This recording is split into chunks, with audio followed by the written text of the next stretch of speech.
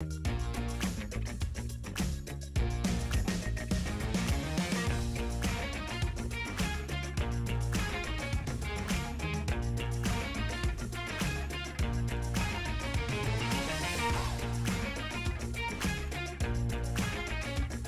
make sure they're all muted. And they are. That's great. First time I logged into all of the platforms and it actually muted everything. So this is great. Now, obviously, hopefully you guys are seeing this now. You're being able to join. Let me get my cursor back over to where it needs to be. And there are already 2 people watching. So that's awesome. Really do appreciate that. Of course, that could just be me and my guest, but actually in my experience, me, because I'm already logged into the platforms that I'm streaming on, it knows that it's me and removes me from that number. So, you know what? I don't have anything cool to talk about this week, and everything's set up just perfectly first time through. Well, you know what I didn't do? I didn't try and add comments. So, really quick, let me just go in here and add a comment on each of the platforms.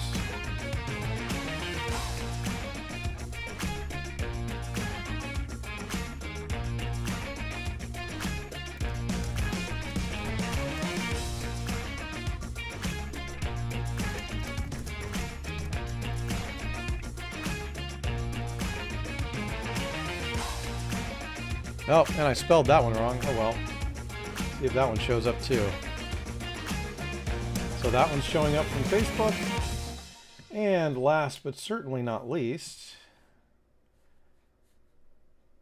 let's see. Mute that one, write a comment. And let's see if that shows up. And of course we ran out of music, so we'll start some more. Okay, so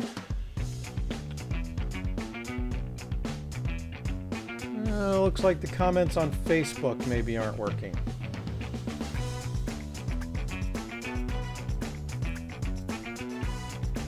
Let me just check a couple other things here.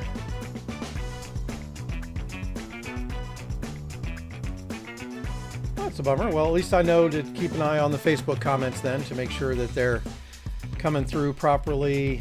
At least I can see them on Facebook itself and I can comment there. Let's see. Don't have a new calculator to show you. You know, last week I showed everybody I purchased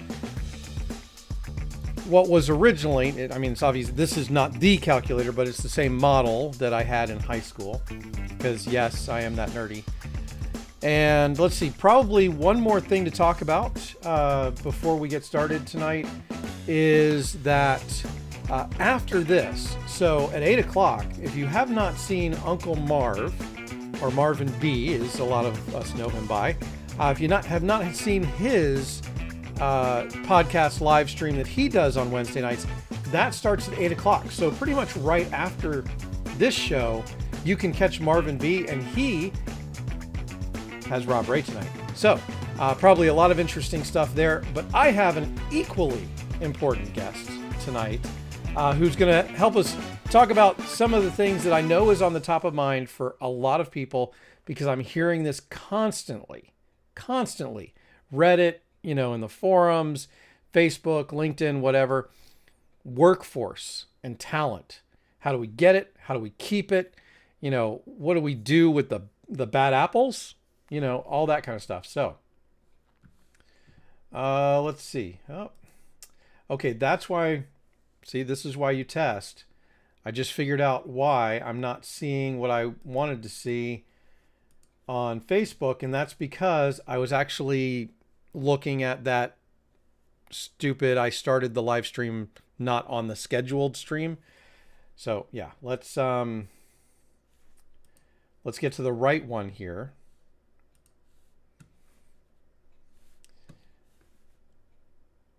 Well, I don't know. Maybe it's working, maybe it's not. We're good. And it's time to start. So without further ado, let's go.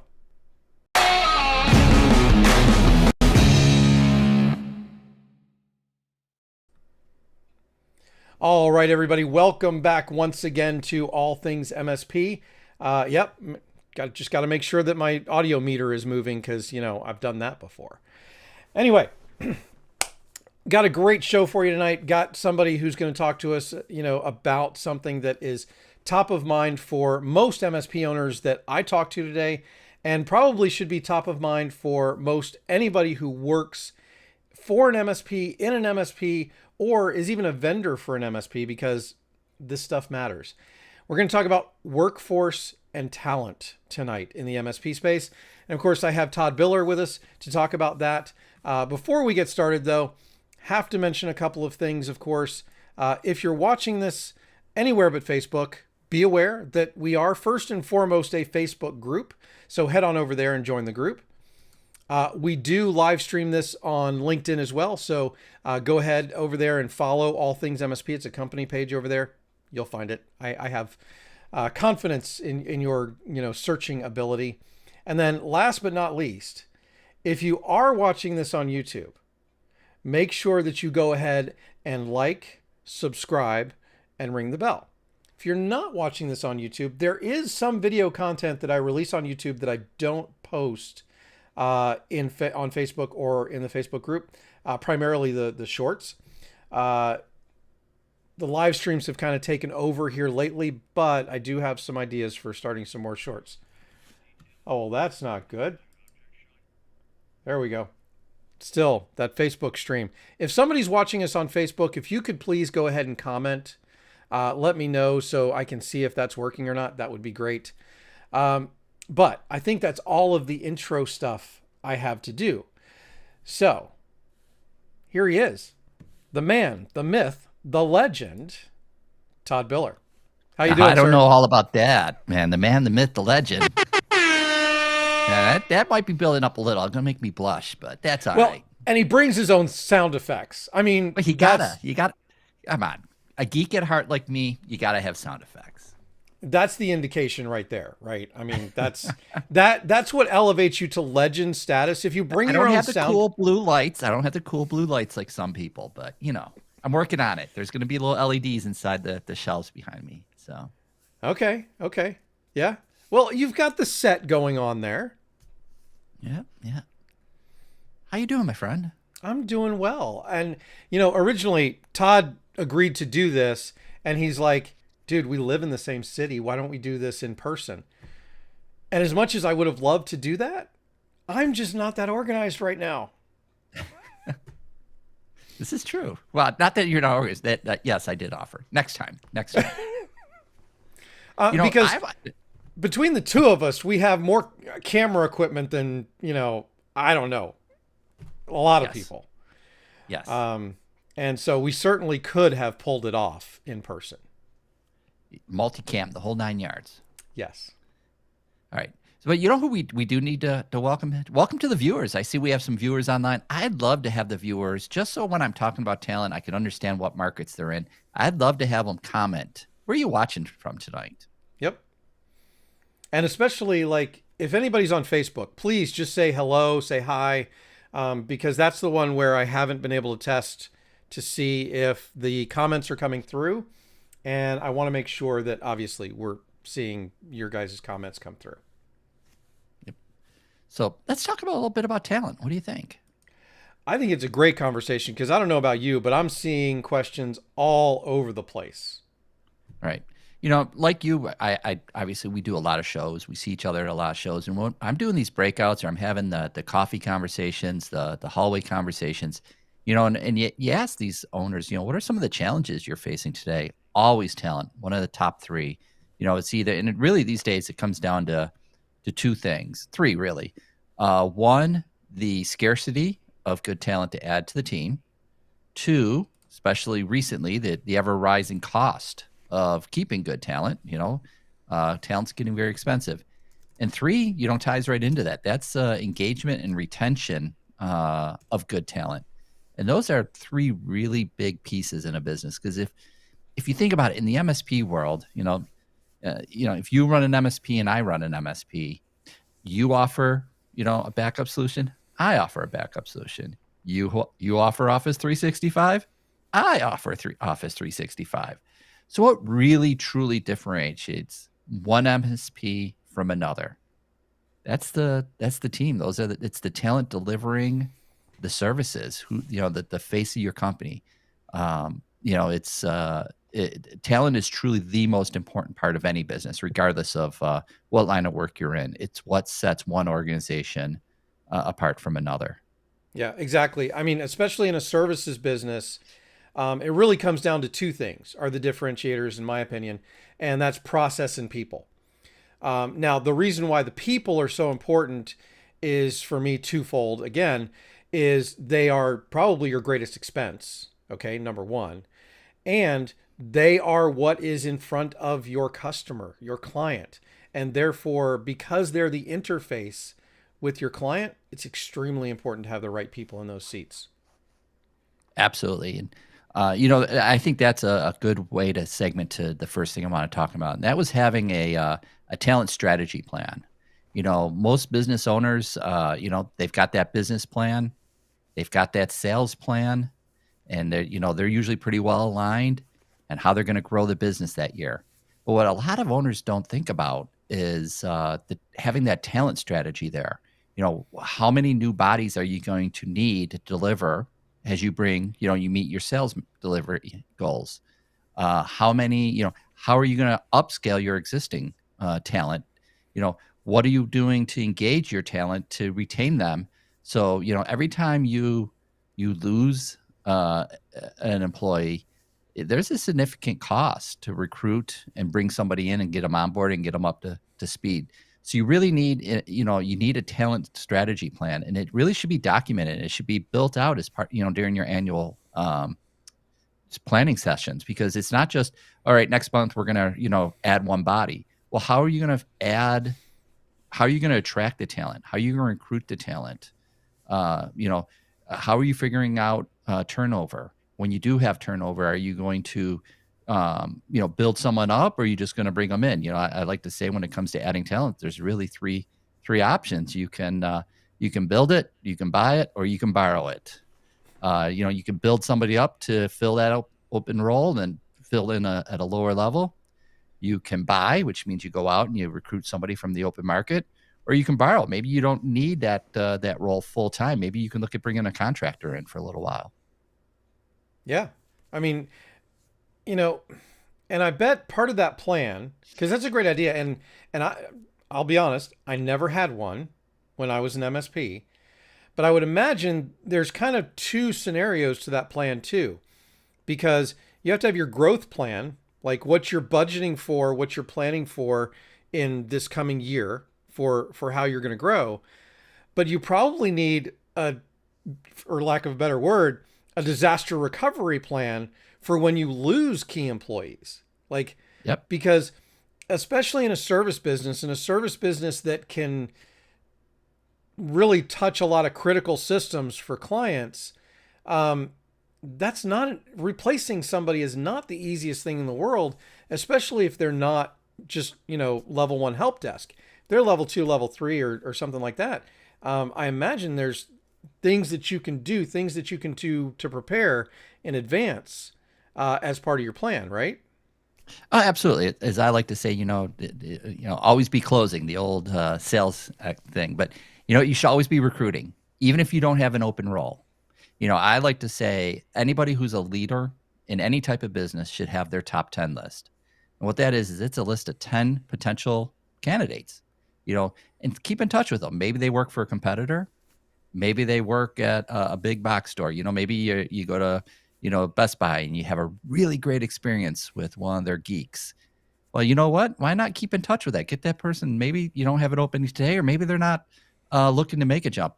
I'll tell you a story on my own. I've been with IT by Design 5 years.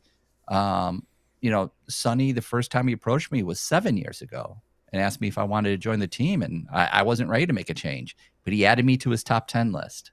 And then we saw each other over and over at events throughout the years. And that time came. We were at Evolve in Phoenix 5 years ago. In fact, it's 5 years ago this month. Um, and he came up and we had breakfast, and you know what? I was ready to make that change, but he kept me on his top 10 list. He kept recruiting. And I've recruited a number of employees into IT by Design who I put on my top 10 list. Maybe we didn't have an opening, but I was keeping them warm. Hey, how things going over there? Or maybe they weren't ready. And I was sharing all the great things we're doing in-house at the company at IT by Design. And, I just kept them warm. But everyone should have a top 10 list. Maybe it's, one of my favorite ones I share with MSP owners, salespeople. How hard is it to recruit great sales people into an MSP? Every time you rent a car, every time, especially if you go to Enterprise has one of the best sales training programs. If you have a great experience, get that person's contact information. Maybe it's their business card. And then just, stay in touch, share what's going on with the company, invite them out to a cup of coffee, something like that. Keep in touch. Always be recruiting. Always have your top 10 list. Yeah, and I mean, I'll tell a little funny story here about always be recruiting. Probably not a good example is when you're at a trade show, and maybe a trade show in Tennessee, and you've been drinking. Show's over, by the way, just to be clear. We don't have to work the next day. But a whole bunch of us end up at a Waffle House at 2 o'clock in the morning in Nashville. And we're all from different vendors, by the way. And we're all trying to recruit the manager of the Waffle House because he used to run Cat 5. Nice.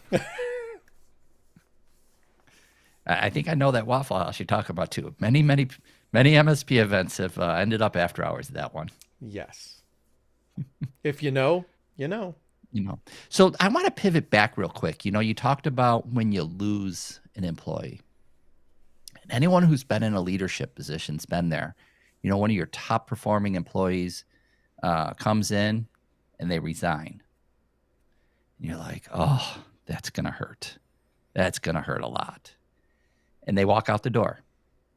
So one of the things I brought into IT by Design was something I've actually stole the idea from the U.S. military. They have what they call their silver ticket and golden ticket program.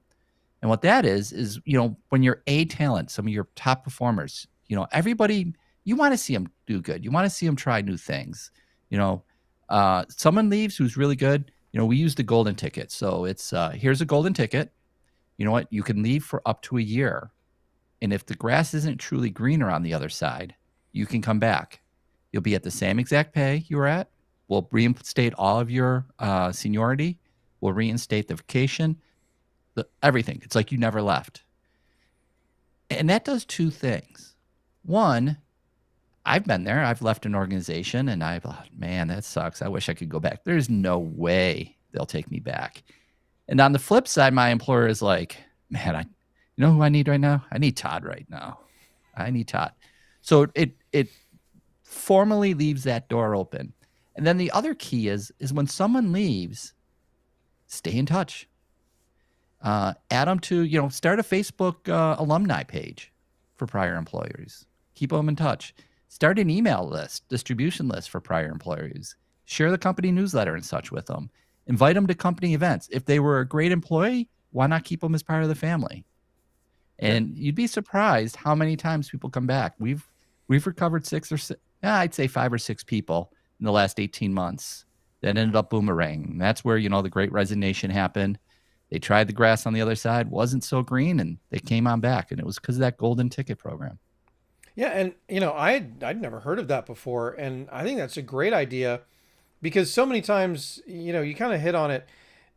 People don't want to go crawling back, and that fixes that whole situation because it clearly and concretely shows the employer's willingness to take you back. Like, absolutely. They're not just saying it. They're actually giving you a piece of paper, a golden ticket that says, I really mean what I'm talking about. And if you want to take advantage of this, please do. Yep. And that's amazing. I think that's a great idea. Definitely something that MSPs, because tech talent, I mean, it's getting more and more scarce, right? Absolutely. And so if you find a good one, and they have to leave because it happens, right? It Hmm. happens. And they realize that they go into a situation where promises were made and not kept, and because we've all been there, right? It gives them that option of coming back, and it's a really great way of doing that, I think. Absolutely. Yep. So let's kind of flip a little bit, All if you right. don't mind, and talk about maybe what to do when you have one of those employees that's not so great. You know what? A toxic employee, if one that isn't good for the culture, there's two plays really. One, is it an ongoing behavior, or is it something's changed in the employee? So ongoing, we've all made bad hires. You know, it's you gotta cut bait soon because think about if they cost you a client or something, or they cost you one of those A players. They're like, I'm out. I can't put up with this. Psh, I'm out. Um, cut bait. Obviously document everything on the way out, but they don't get that golden ticket. Um, and learn from it. Hey, where did we miss during the interviewing session? Just like when you lose a sales deal, you don't just celebrate your wins. You want to analyze your losses so you can understand where did we go wrong. And in that interviewing process, hey, what did we miss? Was there a red flag there?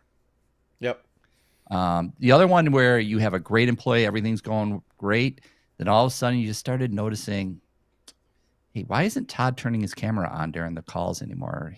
Todd's been late a lot, or Todd just doesn't, he used to be that high energy guy and he's just, he's showing up, he's low. That's not Todd. You know, grab that person, if they're local, take them out to lunch, get them out. Just, hey, hey, what's going on in your life? Find out what's going on. If they're remote, have that off the record kind of conversation. Hey, what's going on, buddy? Build a relationship with them. And I think a lot of that goes back to, make sure you're doing weekly one-on-ones. A lot of companies don't have those strong one-on-ones.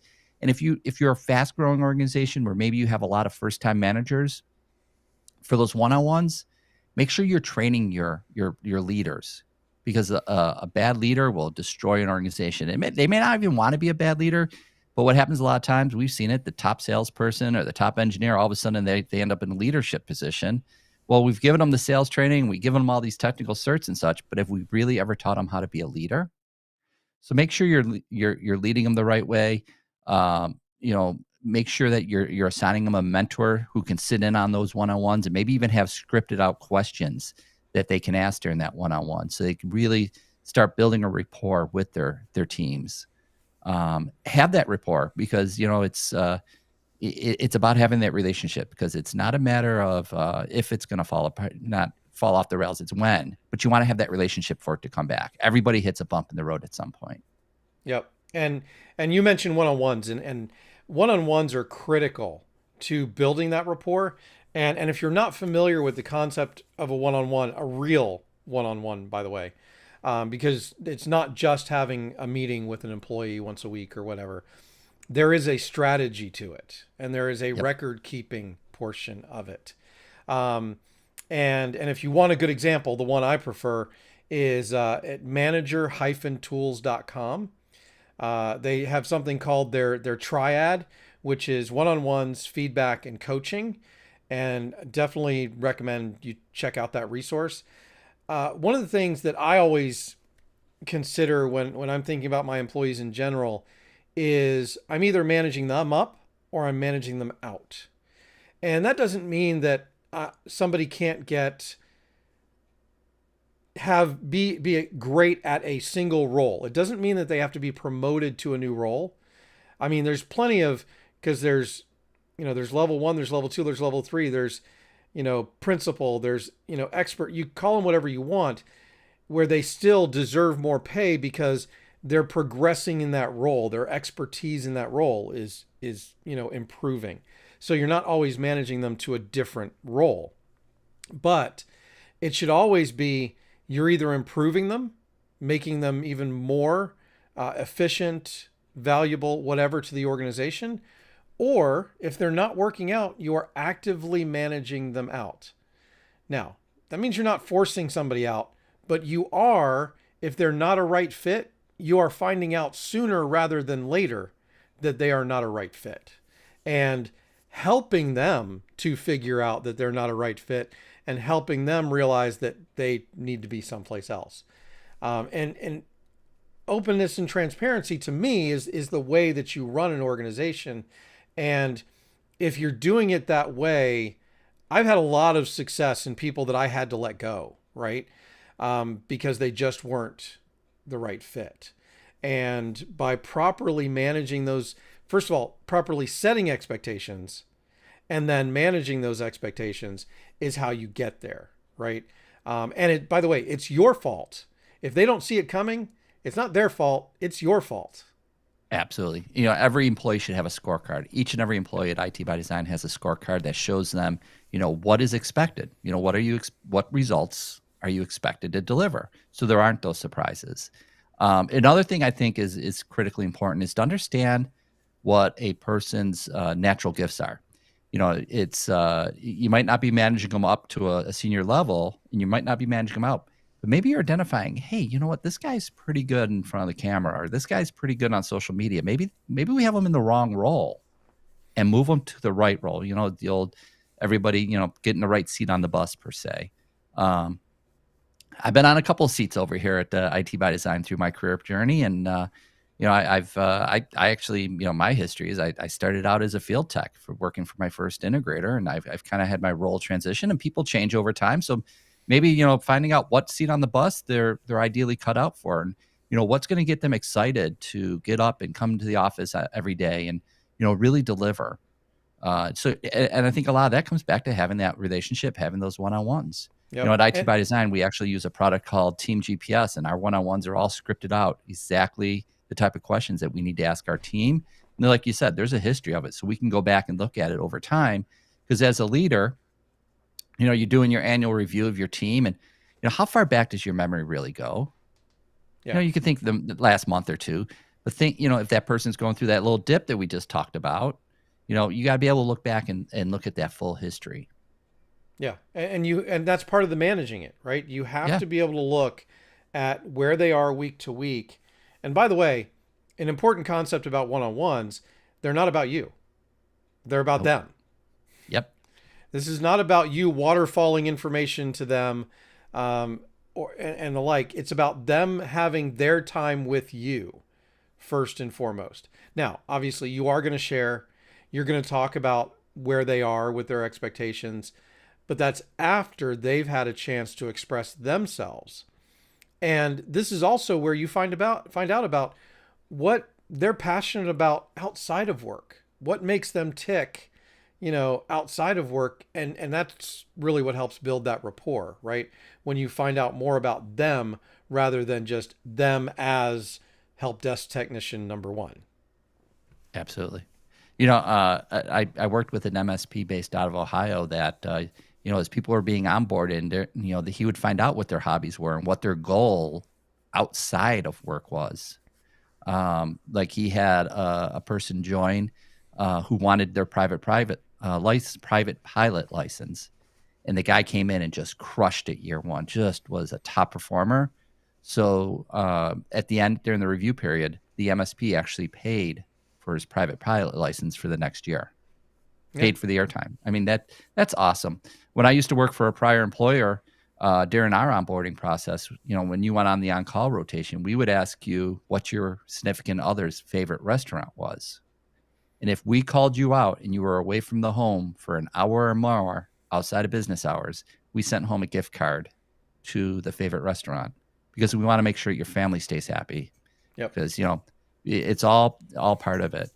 I know we're ticking through that. Another piece I really want to talk about is engagement, development, and recognition, because that's key. You know,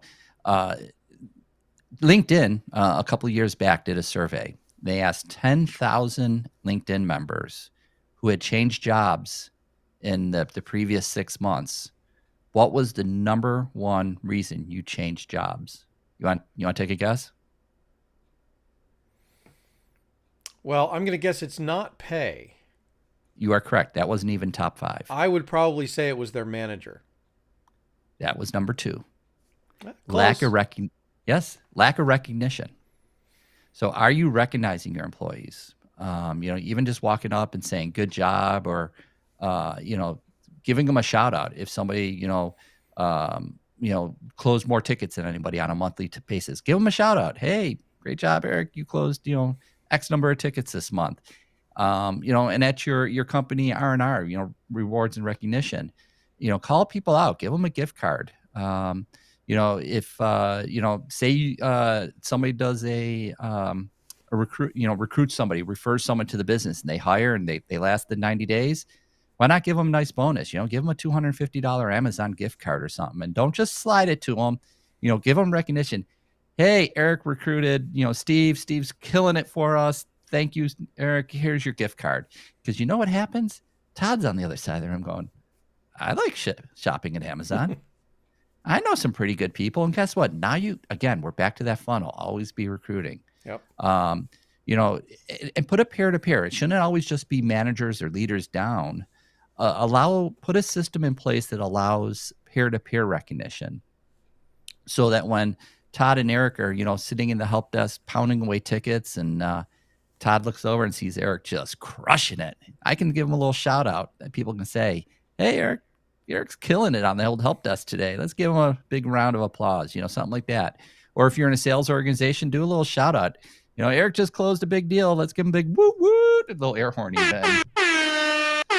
So, make sure that people are recognized for what they're bringing to the table. It makes a big difference. I guess I'll let you respond there, and then we'll go into development, because that's another big piece of engagement. No, and I think, one of the things that happens in especially smaller business, which let's, call it what it is. Most MSPs are smaller businesses. We tend to not do a lot of formal recognition. Even good small MSPs, it tends to be, for me, by the way, it was taking everybody out to lunch, probably more times a week than I should have. But that's what my team liked. But I didn't have, and this is the piece that Todd is really talking about, is making it formal, making it a real process so that it's fair and that it makes sense. It actually builds into a strategy. He talked about kind of making the other person jealous to hire or to recommend other people in order to get what he didn't get. There's strategy behind that. And if you have a process, you put some thought behind it, it becomes a strategy, and it becomes even more effective than just the recognition itself. Yeah, and if you use some kind of platform, be it Bonusly or here at IT by Design, we use Team GPS. You can actually gamify it, and here we are. Todd and Eric's on the help desk again. Man, Eric got 8 shout outs. I'm only at 6. I better work a little harder. I'm gonna beat him this month. You gamify it, and people will work a little harder and really go the extra distance, because they want to be, who doesn't want to be on top of the list,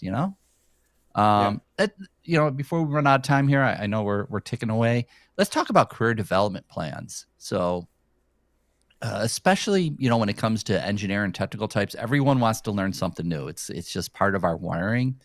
I cannot encourage those watching, those listening at a later time. Make sure that it's part of your onboarding and even part of your annual review process that you're writing out career development plans. Where is the employee today? Where do they want to be a year from now? And it should be aligned with the company. And then you don't just hold the employee responsible, you hold their supervisor responsible to make sure that career development plan is moving forward. And again, that's one of the things that can be reviewed during those one-on-ones. What type of resources do we need to get you? How's that coming along? How's that new certification coming along? Things like that. That people know their value, that they're not just another number in the system, that you're investing in them, and you see them as value. Hey, look who's up in the chat. Keith Nelson. I see that. It's Father Keith. How you doing, brother? So, always be developing your talent. That's one of the keys to keeping them. and it goes right there to alongside the recognition when they do get that new certification. Make sure you're giving them a shout out. People work hard on those things. Sorry, I was adjusting the background while we were talking. Probably I not a see great that. thing to do. Um, anyway, so yeah, Keith is here. Keith is in the house. If anybody's not familiar with Keith, well, you should be. Um, Absolutely. but anyway, if anybody else is watching, if you guys have questions, we'll take those. I know I kind of told Todd that, we kind of make these a half hour long. I don't know that any of them have actually been just a half hour long. Um, but I also want to be respectful of your time, Todd. Um, Absolutely. Actually, and Keith just threw a good point in there, and yep, it kind of jarred my memory. Going all the way back to the beginning of the conversation about recruiting good talent. Keith talked about going to check with the local CUNY colleges. In California, training is free while you're employed. Back when I used to run a 60-person help desk for an MSP, and I actually built relationships with the instructors at the local community colleges and the Career Institute type places. And I used to go over and I'd talk and I welcomed their employees to come over and get some real life experience inside my help desk so they could see how an MSP, an integrator, ran. And the instructors always kind of let me know who were the top performers in that. And I had a pipeline of great talent rolling into my help desk. They generally would stay on the help desk about 2 years, start at that level one, move their way up, and then we moved them either to a more senior level in the help desk or they went off, became a project/field type engineer. It was a great pipeline for bringing good talent in. It jarred my memory. Another tip, those of you watching, you're going to want to write this one down. This is another good one, but don't tell anyone where you got it. So have you ever been to, a trade show or you're going out shopping and you get by a local store and you're browsing your Facebook and all of a sudden you're seeing ads for businesses around you or the event you're at? That's called a geo-targeted ad. And what you can actually do is you can geo-target, your competitor. You're like, hey, they got some good talent. You can actually run ads, geo-target at their office. So when people are browsing their Facebook or their Instagram or, whatever it may be, they'll actually see a geo ad looking for a new role, looking to move up, looking for new opportunity. Because all you got to do is have that person have one bad day. And they're like, what's that about? And then you send them to a landing page, you drop a cookie on them, and then you put them into your Google ads, and they're just constantly seeing your company. And now, you know what? One day they're going to have that bad day, and they're going to be like, let me go check this out. And you can actually recruit some really good talent that way. Cost you next to nothing. yep. And, Keith's comment on he was going to check local community colleges, that worked really well for me. I got most of my best help desk technicians from the local community college. So definitely a good place to check. And then another idea that Keith gave was that getting involved in teaching gives you a great pipeline. And you don't have to teach full time, right? A lot of times colleges are looking for people to just teach one class because they need your expertise, right? A lot of community colleges are teaching classes to get towards CompTIA certification. And that's definitely something that, most of us either have or would probably qualify for, probably take the test and pass it pretty easily. Yeah. I don't know, because I took mine so many moons ago. Like back when you actually had to wire power supplies so they didn't kill somebody, right? Yep. Yep. When I was running that large help desk, every Thursday afternoon during lunch, I actually had a senior level engineer come in and we would run classes. And I had folks, get their CCNA while they were sitting on my help desk. And it was all live instruction by, I had a couple of CCIEs working within the company. And they would come in and teach these entry level classes. And then people just kept moving up. It's a great Yep. way to develop your talent, use your resources. Yeah. And Any other? Oh, go ahead. no, go, please. You're the guest. I was just going to throw it out. We have some folks watching and see if there's any other questions. Anything related to talent, folks, please throw your questions out. I am happy to share my knowledge. I've been in this industry since I'm really going to date. Let's just put it this way. My first certification was a certified Novell netware engineer cert. So been around a little while. But for like the last 10 years, I've been, focused exclusively on MSP talent. Yep. So I'd See, love to answer some questions. I never, so Novell wasn't a thing for me. Cause I was back then, cause we probably got into this about the same time, I'm going to guess. Yeah. So I was actually doing Lantastic networks, Well, if you remember those, I do. because Novell was too pricey for the clients that I was serving, and this was before, you could just have a Windows box that would network itself, right? Right. So yeah, just a lot of stuff has changed. Todd's seen like all of the transitions, that this industry has gone through, and now is such an interesting time. We've had a lot of just crazy stuff happen the last couple of years, and the dynamics have changed. And in our industry alone, just the M&A activity is causing a lot of strange stuff in terms of workforce and talent. So It's interesting to see, with talent being so tight. I talked to some of these, mid and larger size MSPs, and they are literally buying other MSPs just for the access to the talent. yeah, That's how tight the market was. Still is for good talent. I like to tell people, anyone who, good talent is only unemployed as long as good talent wants to be unemployed. I don't know what the recent number was, but prior to this most recent downturn, there were 6 openings for every computer engineer out there. 6. yeah, it's crazy. Yep. Of course, it's crazy to think that I never actually did any computer engineering, even though I have a computer engineering degree. But it's because I started right out of college with my break fix business and never looked back. Electrical engineering. Never wired up that power supply like you, brother. Yeah. So Keith also said something else that I think is important, because it talks about this industry in general. He sponsored an MCSE class for some special needs students at a local high school. So many people in this industry. I mean, that's why Todd is doing this at night when he should be doing other things. This is why I run this whole channel. I don't do this for money. I don't charge for this stuff. IT by Design did not sponsor this live stream, and I didn't ask them to. That's not why I do this. We do this because we love it. And if you're out there and you're not sure where you want to go career-wise, find somebody. We'll have a conversation with you. We'll pick up the phone. Absolutely.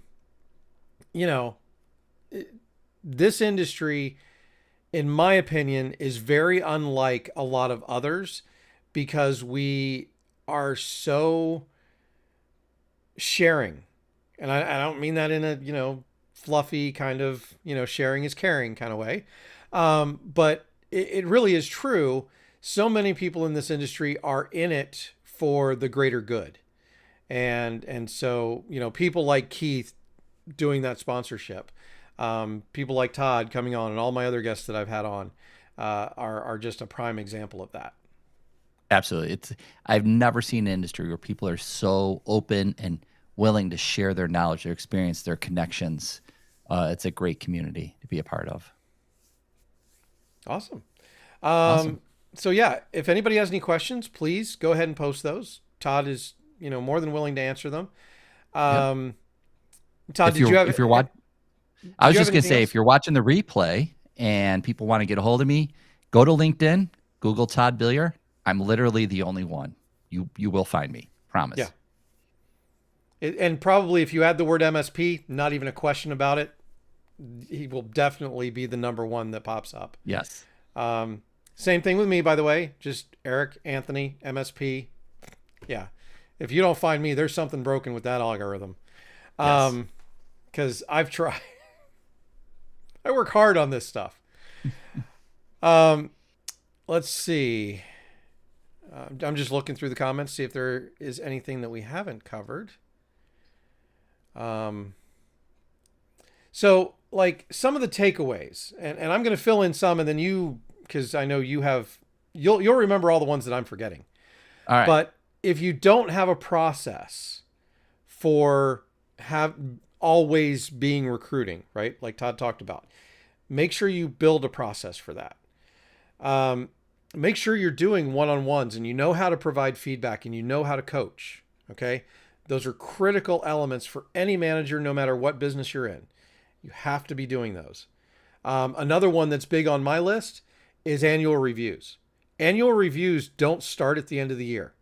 They start at the beginning of the year with setting expectations that you then cover in every single one of your one-on-ones, so that when you get to the annual review at the end of the year, nobody is surprised. And if you get halfway through the year and you've been talking to them every week about how they're not meeting expectations, it's not a surprise when you start telling them about how they're, not probably going to be here long unless something changes, right? You can solve a lot of hard feelings and a lot of hard conversations, really, if you are upfront, you set expectations, and you're managing those expectations properly. Now, Todd, I know there are a couple of things that you mentioned that I did not just mention. So if you would go over those, that would be helpful. Absolutely. And I got a bonus tip here at the end for as well. So your people are your number one asset. There is no ifs, ands, or buts about it.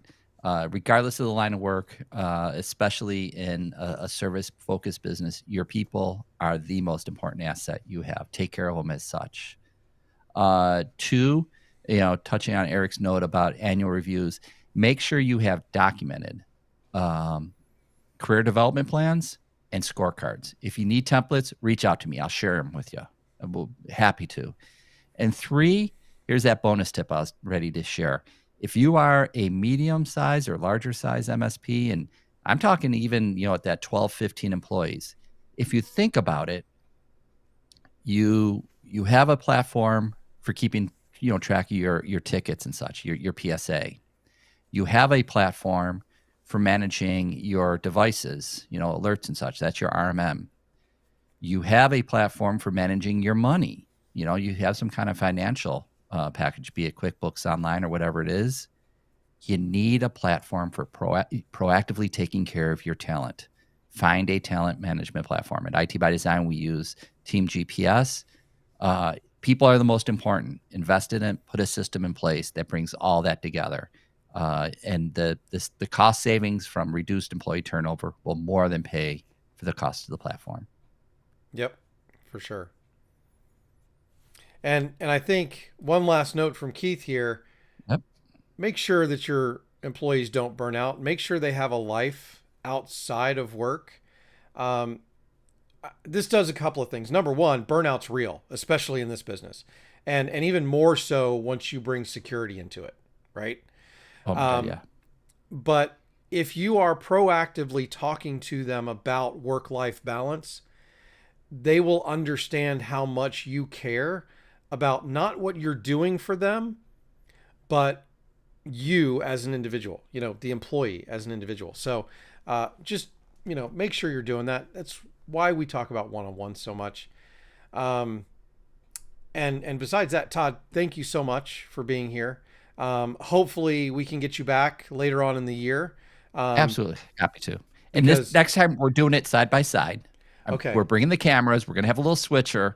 And we're going to do it like you've never done it before. We're going to be side by side. Okay. Sounds good. Other than that, make sure that whatever platform you're watching on, you like, you subscribe, you do all the Facebook things, all the YouTube things, whatever it is. And until next time, just hit us up. If you have questions, ask. We love to answer them. Yep. All right. Talk to you later.